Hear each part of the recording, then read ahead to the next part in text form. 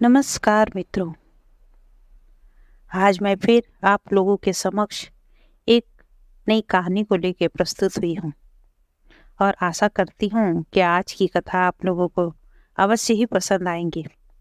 ऐसे तो आप लोग जानते ही होंगे प्रहलाद की बचपन की कथा। उनकी बचपन की कथा से हर कोई वाकिफ है कि किस प्रकार उन्हें अपने पिता की गोद न मिल पाने के कारण वे घोर वन में जाकर कठिन तपस्या किए।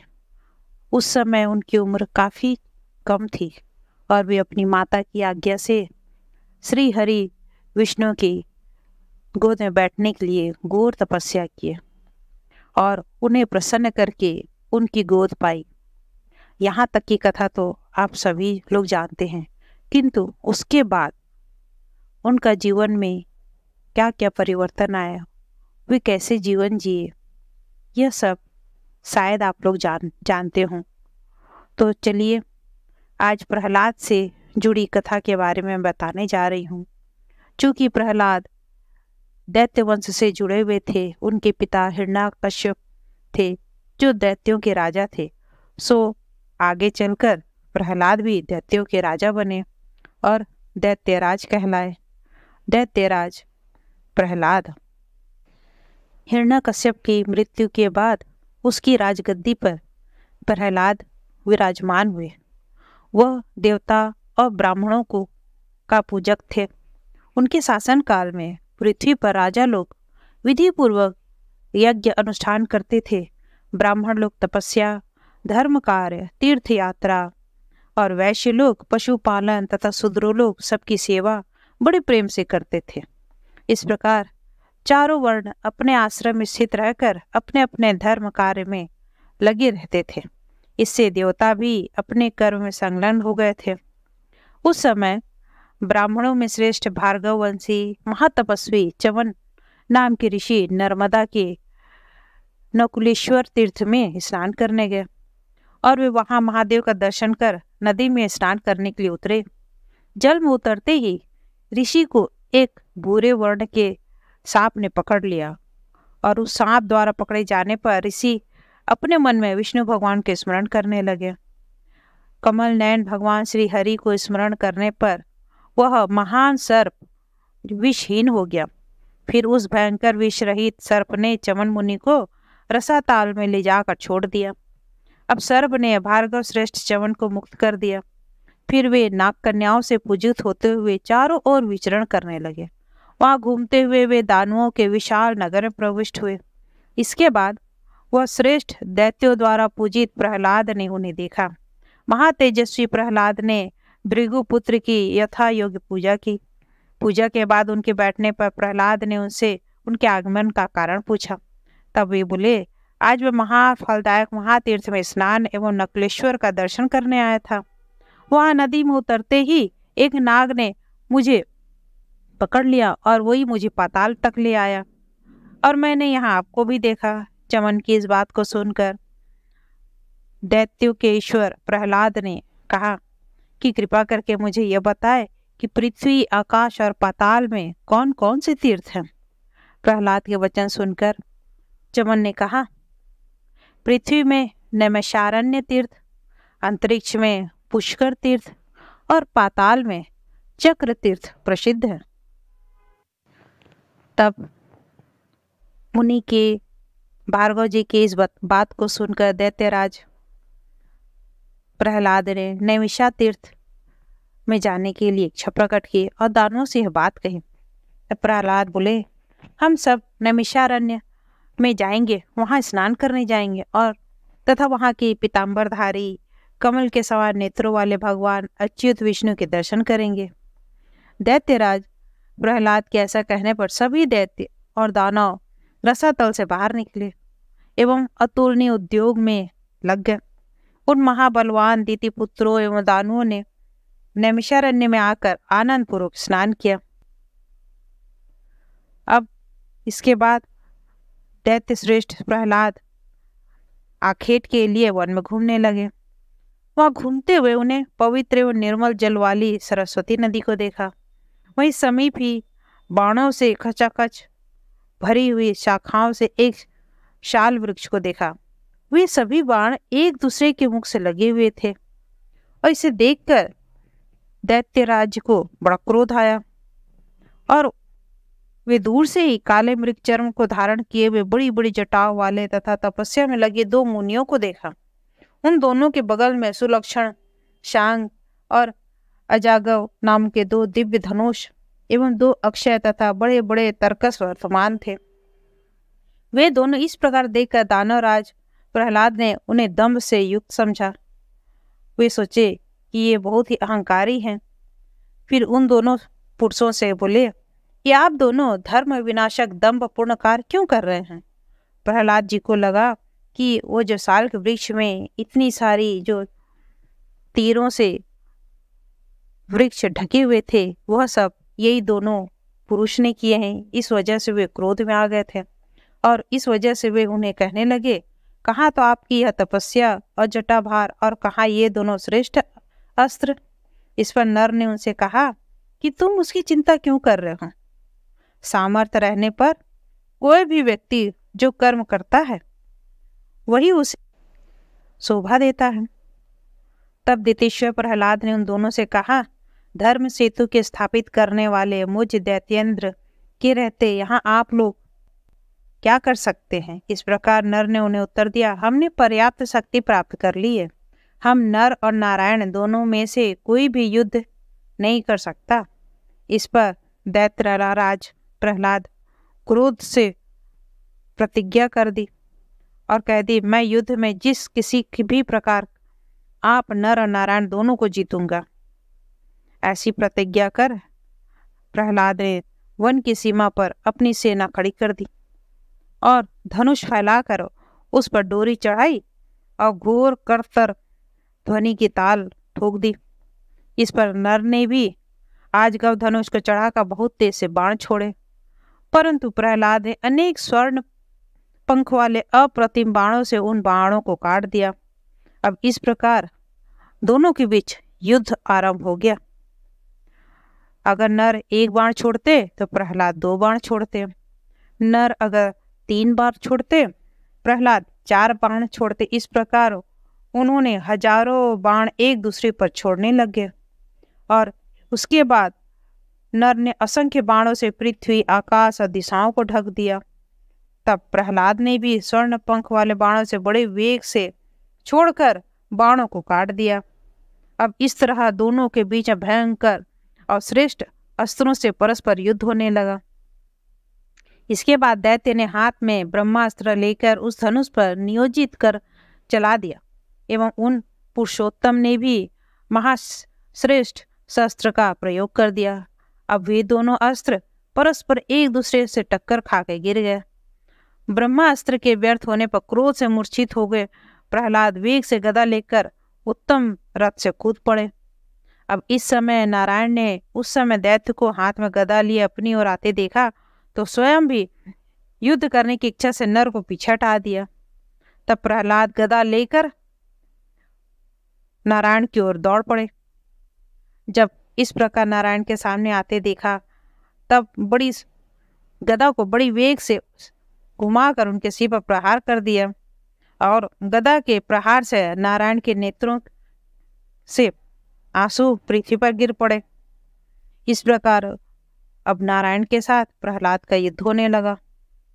अब इस प्रकार युद्ध से क्रोध से पूर्ण प्रहलाद ने शीघ्रता से धनुष को चढ़ाकर गिद्ध के पंख वाले अनेक बाणों को नारायण की ओर चलाया और नारायण ने भी बड़ी शीघ्रता से अपनी ओर आ रहे उस अर्धचंद्र तुल्य बाणों को अपने बाणों से काट दिया और कुछ दूसरे बाणों से प्रहलाद को विद्ध कर दिया।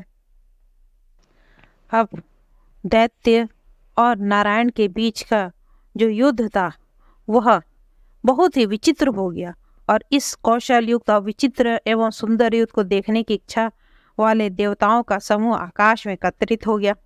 उसके बाद बड़े जोर से बजने लगे नगाड़ों को बजाकर देवताओं ने भगवान नारायण के और दैत्यों के ऊपर अनुपम रूप से पुष्पों की वर्षा की। फिर उन दोनों धनुर्धारियों ने आकाश में स्थित देवताओं के सामने दर्शकों को आनंद देने वाले अनूठा युद्ध किया। उस समय उन दोनों को दोनों की बाणों की वृष्टि से आकाश को मानो बांध दिया गया। बाण वृष्टि से दिशाओं एवं विदिशाओं को ढक दिया गया। महामुनि नारद जी तब नारायण ने धनुष को खींचकर तेज बाणों से प्रहलाद के सभी मर्म स्थलों में प्रहार किया। अब फुर्ती वाले दैत्य ने क्रोधपूर्वक धनुष को चढ़ाकर नरोत्तम के हृदय, दोनों भुजाओं और मुंह को भी बाणों से छेद दिया। उसके बाद नारायण ने बाण चला रहे प्रहलाद के धनुष के मुष्टिबंध को अर्धचंद्र के आकार वाले एक तेजस्वी बाण से काट दिया। इस प्रकार उन दोनों के बीच में भयंकर युद्ध हुआ और एक दूसरे के शस्त्र को काटने लगे। इस प्रकार धनुष के कट जाने और दैत्य पति प्रहलाद ने एक भयंकर मजबूत और लोह से बने पारिक नाम के अस्त्र को उठा लिया। उसे लेकर वे दानव अर्थात प्रहलाद चारों ओर घुमाने लगे और घुमाते हुए परिघ को भी महामुनि नारायण ने बाण से काट दिया। उसके कट जाने के बाद श्रीमान धनुजेश्वर प्रहलाद ने पुनः एक मुद्गर को वेग से घुमाकर नारायण के ऊपर फेंक दिया और उस मुद्गर को आते हुए देखकर नारायण ने अपने 10 बाणों से 10 भाग में काटकर और पृथ्वी पर गिरा दिए। इस प्रकार के मुद्गर के विफल हो जाने पर प्रहलाद ने और अस्त्रों को निकाला और इस प्रकार युद्ध दिव्य वर्षों तक चलता रहा। उनका यह युद्ध दिव्य वर्षों तक चलने के कारण फिर प्रहलाद ने विचार किया कि ऐसे युद्ध चलते रहेगा तो फिर तो मैं किसी भी प्रकार से जीत नहीं सकूंगा। अब इस प्रकार सोचकर प्रहलाद ने बैकुंठ में जाकर पीत वस्त्रधारी भगवान विष्णु से कहा, हे देवेश्वर, नारायण को आज तक क्यों नहीं जीत पाया? आप मुझे इसका कारण बताएं। तब इस पर धर्मपुत्र नारायण, मैं तुम्हारे द्वारा दुर्जय है। वे ब्राह्मणों में श्रेष्ठ ऋषि परम ज्ञानी हैं। वे सभी देवताओं और असुरों से भी युद्ध में नहीं जीत जा सकते। इस प्रकार श्री हरि विष्णु ने कहा। तब प्रहलाद ने कहते हैं कि अगर मैं उन्हें जीत नहीं सकूंगा तो मेरी प्रतिज्ञा का क्या होगा? वो तो मिथ्या हो जाएगी। तब श्री हरि विष्णु ने उनसे कहा कि तुम उन्हें युद्ध से तो नहीं जीत सकते, हाँ तुम इन्हें भक्ति से जरूर जीत सकते हो। अगर तुम उनकी भक्ति करोगे तो तुम उन्हें जीत सकोगे। तब प्रहलाद ने कहा कि ठीक है प्रभु, मैं भगवान विष्णु को भक्ति से ही जीतूंगा। और इसके बाद प्रहलाद अंधक को बुलाकर कहा कि तुम दैत्य और दानों का प्रतिपालन करो और मैं यह राज छोड़कर श्री हरि के प्रसन्न करने के लिए वन में जा रहा हूँ। और वो वहाँ से चले जाते हैं। उसके बाद वे भगवान नारायण तथा नर को देखकर हाथ जोड़कर उनके चरणों प्रणाम करके कहते हैं, हे महान तेजस्वी,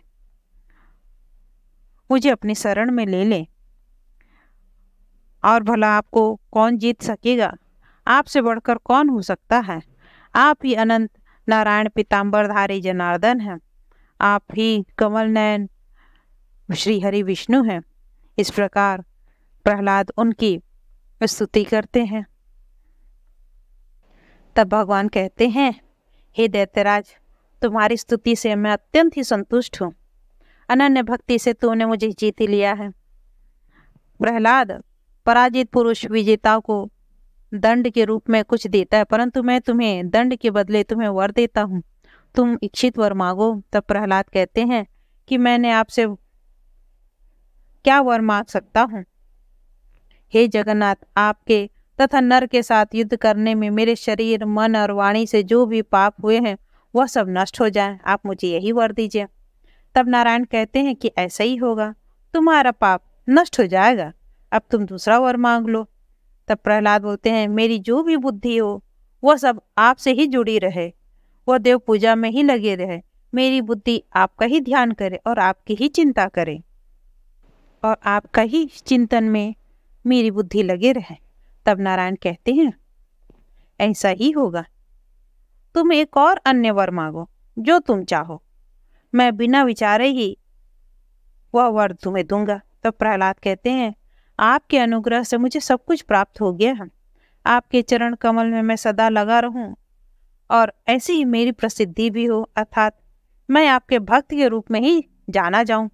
तब श्री नारायण कहते हैं, इसके अतिरिक्त मेरे प्रसाद से तुम अक्षय, अविनाशी, अजर और अमर होगे। अब तुम अपने घर जाओ और सदा धर्म कार्य में रत रहो। मुझे मन लगाए रखने से तुम्हारे कर्म बंधन नहीं होगा।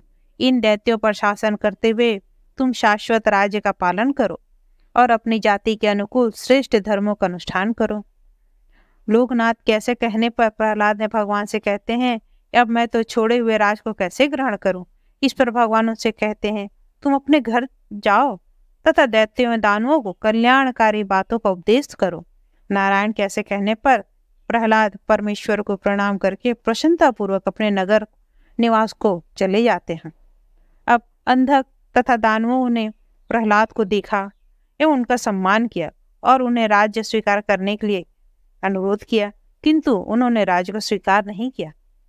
प्रहलाद राज को छोड़कर अपने उपदेश से दानव श्रेष्ठों को शुभ मार्ग में नियोजित तथा भगवान नारायण का ध्यान और स्मरण करते हुए योग के द्वारा शुद्ध शरीर होकर विराजित हो जाते हैं। इस प्रकार पहले पुरुषोत्तम नारायण द्वारा पराजित दानवेंद्र प्रहलाद राज्य छोड़कर भगवान नारायण के ध्यान में लीन होकर एवं शांत सुस्थिर होकर अपना जीवन यापन करते हैं।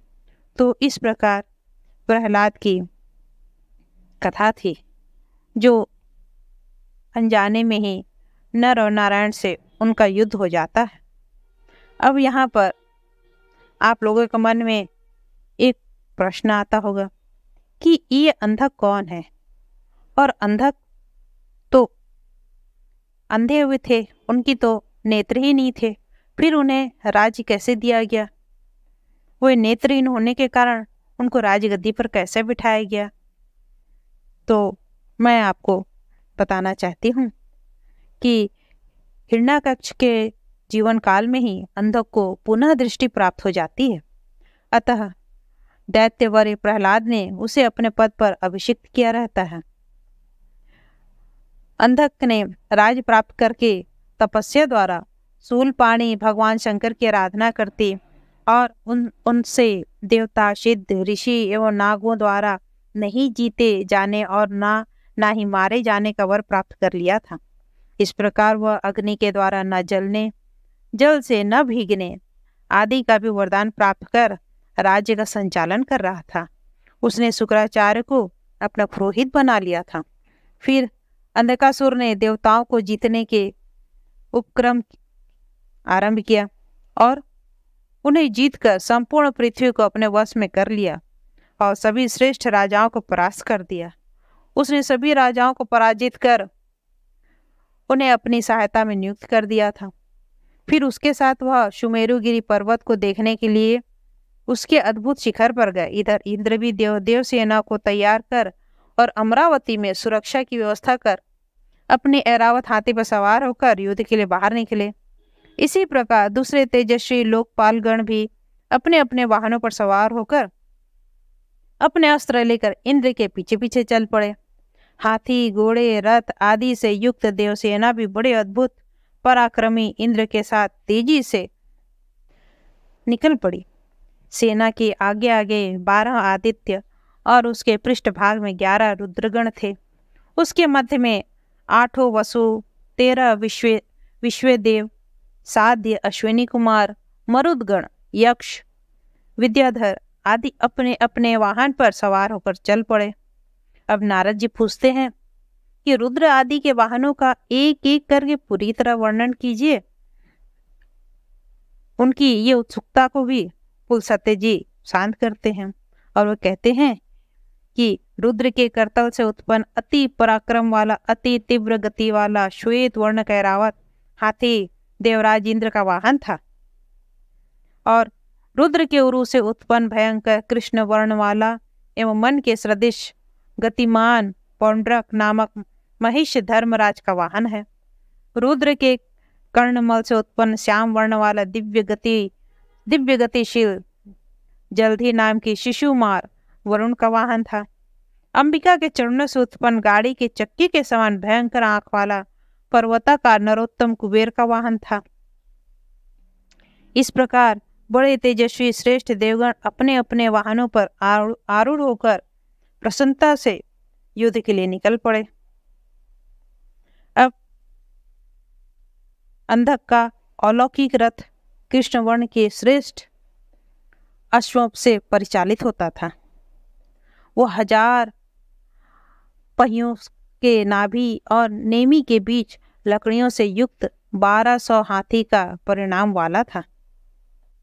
अब यहाँ दोनों ओर से युद्ध का बिगुल बज चुका होता है। एक ओर इंद्र और इंद्र की सेना और दूसरी ओर दैत्य राज अंधक और अंधक की सेना। अब इनके बीच का घमासान युद्ध क्या रूप लेगा, यह मैं आपको अब अगले अंक में बताऊंगी। आशा है आज का यह अंक और आज का यह वृत्तांत आप लोगों को बहुत ही पसंद आया होगा। आशा करती हूँ कि आप लोग मेरी द्वारा कही गई इस कथा को सराहेंगे और अधिक से अधिक लोगों के साथ शेयर करेंगे। अगले अंक के लिए जय हिंद, जय भारत, नमस्कार, धन्यवाद।